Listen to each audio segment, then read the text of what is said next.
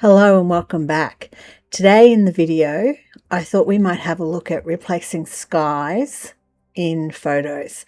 You can do this for a number of reasons. I often do it because I don't like the sky. I like skies to have definition, or I want to do something else with them. I think sometimes being able to replace the sky can make your images a lot more dynamic. So that's what we're going to look at. Now in ON1, there's two different ways you can do it. So I've got a folder here for replacing skies. So we're just going to double click and go into it. And I've got some images here. I think we might just use this one initially because it's easy. So I might do this a couple of times so we can really see how to do it. Hopefully I can slow it down a bit and you'll be able to follow along with what I'm doing. So we're in the browse module right now. So we're just going to press enter, press D, or click up here to edit to take you into the edit module. So here we are. It's a pretty standard, well, it's not a standard image, but it's a very simple image. Sometimes skies can be quite complicated if you've got a lot of stuff in the foreground and then you want to replace the sky behind it. We're not going to really do any of that today, but I just wanted to make this really simple. I'm not going to bother editing the photo. We're just going to go straight to replacing the sky. So if we go over here to develop local effects, you can see there's one here called sky. So we're just going to click on that. Might take a minute or two for it to come up. And you'll see straight away, if we press O, that it's already masked the sky. But you can also see that there's kind of a bit of a halo around it. So if we replace this sky, it's going to be a bit weird. Well, actually, let's just replace the sky. And then you could be able to see what I'm talking about. Now, here are a few different options. If we go down and we hover over them, you can see the different skies. Now, these are just ones that come with ON1. Okay, you don't have to use these. And then over here, they've got a category called clouds. And in here, you can pick, like if you go night, and then in night, once you've clicked that category night, there's also a whole heap of other ones that you can use. And you can decide what sort of night sky you want. I want clouds. So let's go for clouds. And then come back down here. And again, just hover over them and you'll be able to pick a sky that you want to use. Let's just go with that one. Now, if we decide that we want to do something else to this sky, let's say we want to add a local effect. And let's say we decide we're going to put a gradient on this. So if we go around, turn it up, I'm going to make this really obvious. It's not what I would do in my photos, but you can see that it's only doing it to the building and not to the sky, which is a bit of a problem. So I don't know how you would get around this. Maybe if you blend it, can you blend? If we press blending, go up here to blending, multiple. No, it's still only effects. Okay, so we can't really do that. Excuse me.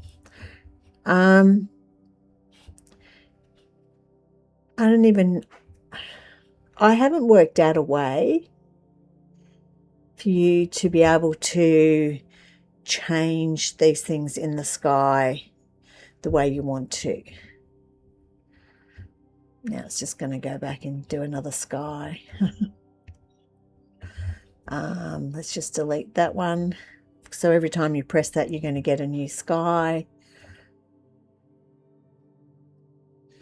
I'm not really sure what's happened there. Go back to the sky. We want this. Oh no. Okay, so it's just adding it as an adjustment.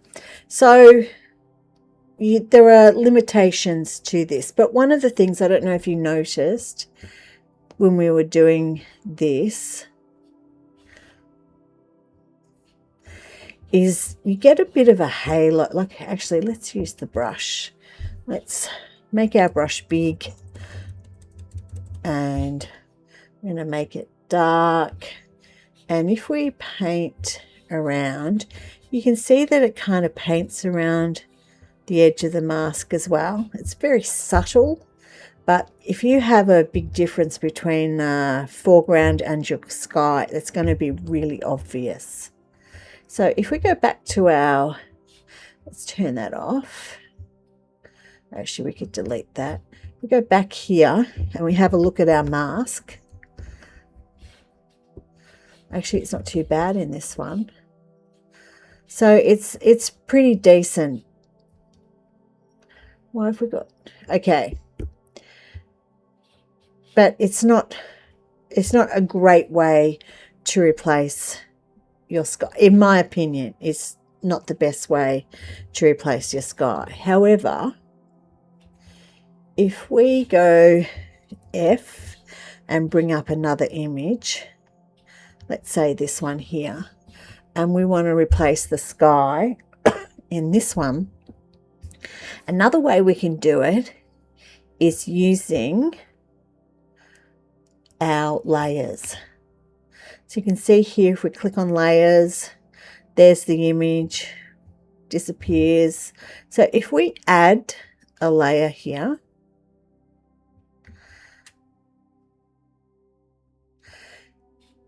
we're going to pick a sky. Let's pick this one. This is complaining because it's not the same size, but if we go over here to transform, we can just make this bigger. It's not going to really matter. Okay, so we've got here. Now what we can try and do is, with our mask, is choose the sky. This is where it gets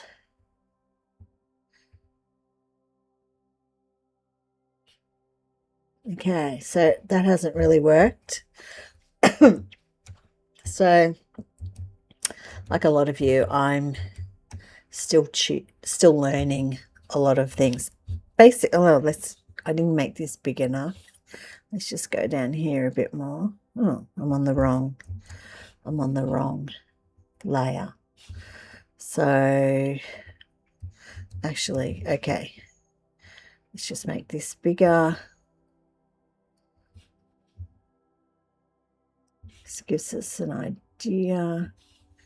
Okay. Go back to this. Now what we can do is we can create our own mask.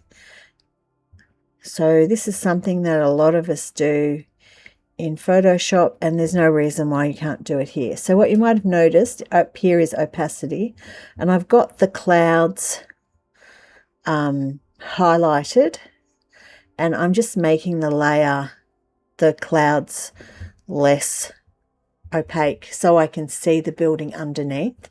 And what I want to do is I'm going to work in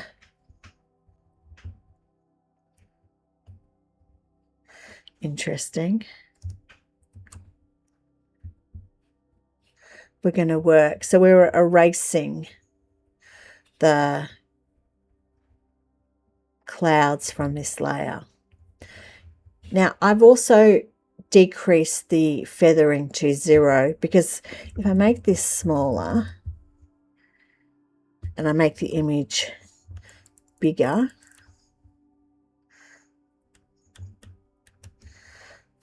and I'm just going to press the space key so I can move the image around. then I can, if I have feathering, when I do this, it will go out of the line that I'm trying to do. Now I use shift and then I click, and then that'll give me a straight line. So if I just do click again with my finger on the shift button, not there. I'm just going to do this really roughly. If I was doing this for real, then I would be a lot more careful. I'd use a much smaller brush and I would come in a lot further. Let's just do this quickly. And then you can just go. And I also do the same thing around curves, but I do it a lot closer to help me get the curve. I don't know about any of you, but trying to get curves can be very, very hard.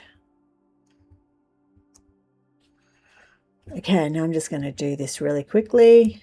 Talk amongst yourselves while I do this. It's been really cold and rainy in Melbourne today. Well, it is winter, so I guess that's hardly surprising. I'm using the mouse for this. Normally I would use my Wacom tablet, which I probably should turn on so I can use. In fact, I think I will, because it does a much better job with this.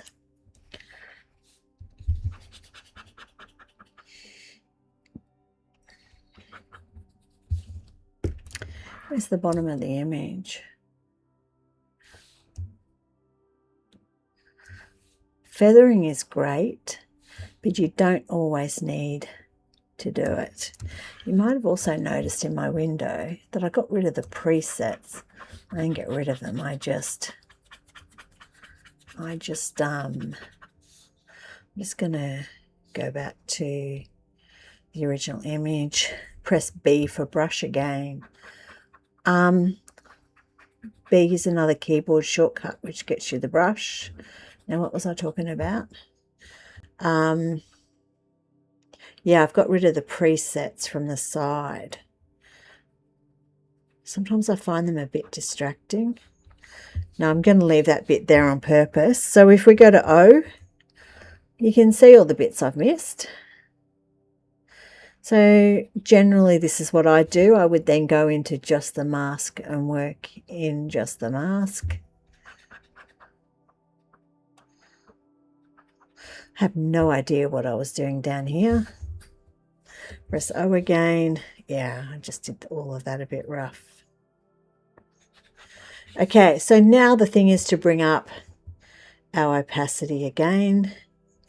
And if we click that off, you can see the sky before and the sky that's here.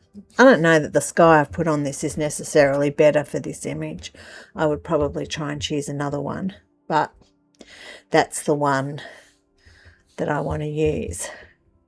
Now, if we go back to local and we do the same thing with our gradient, and we get our gradient, and we, maybe not that big, we do this, we come down here to exposure and we darken it, you can see it's not doing the building, it's only doing the background, which is not necessarily what you want. Just double click on that to do it with the mouse. I don't know why it's harder with the tablet. However, if we, actually let's just get rid of that adjustment. If we go up here and we right click and you can see merge layer. Now you have to make sure your mask is absolutely perfect, because once you do this, you're not going to be able to come back and redo it. Okay, so if we just click merge layer,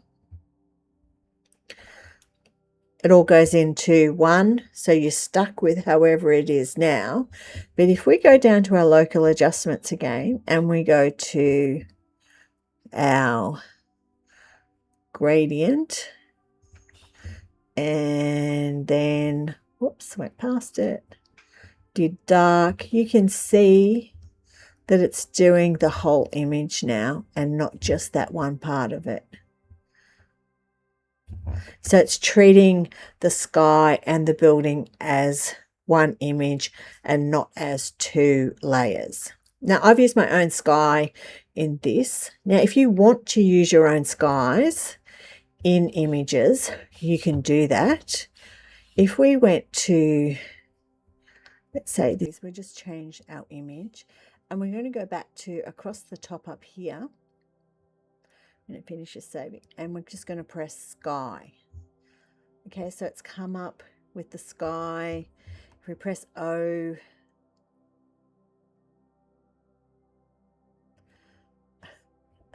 what was it doing? If we press O, you can see the mask. Now I'm going to leave this like this because I want to show you something in a bit. But let's just, now we're just going to replace the sky. But what we're going to do this time is, what you can do with this is you can import your own skies. Okay, so this is, I've already got a folder here called From Me, so I know that they're my photos, my sky. So if I go to, let's go to this, and then let's just have a look at these skies. Can you see them? Let's just pick this one. Oh no, actually, I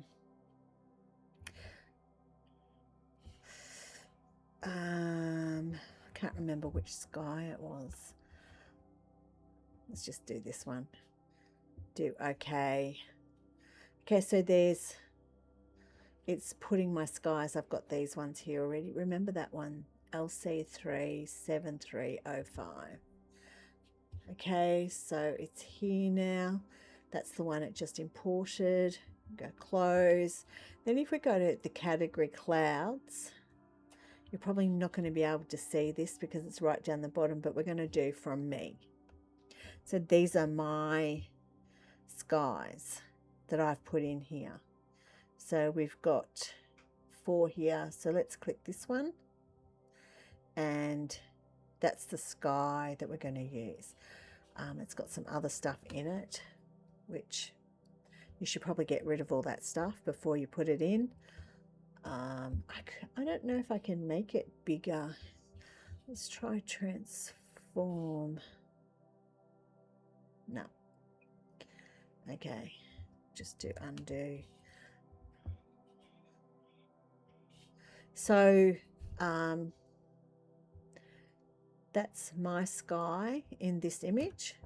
Now, one of the things I wanted to show you, if you go to local and just say we use the brush, let's put some feathering on it so it looks a bit nicer. Go to dark.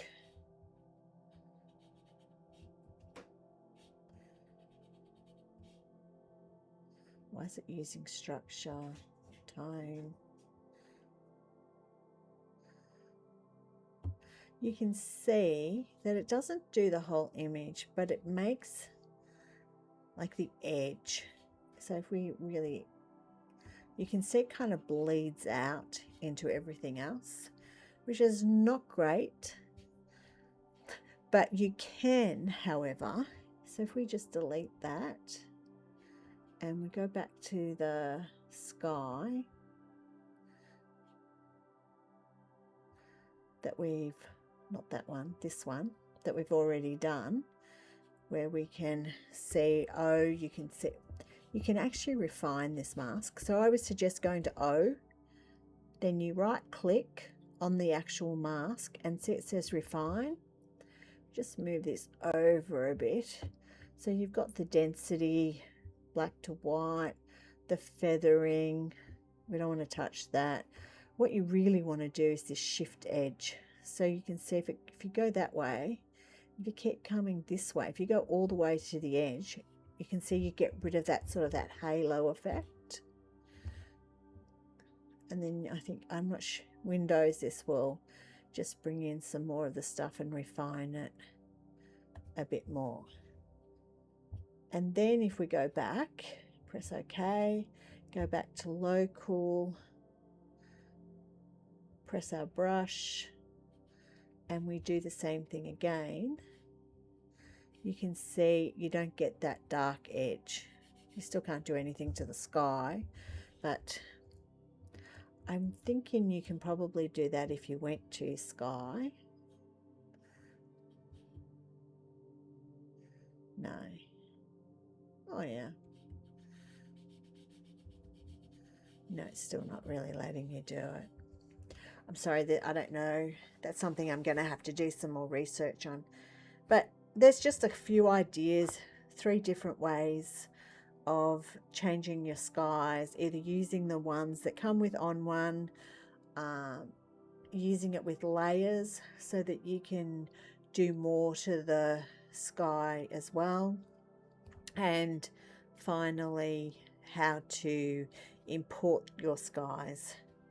I don't import my skies because I've got like 500 of them, and that would just be crazy, and I'm not absolutely sure that I like the effect that this gives you.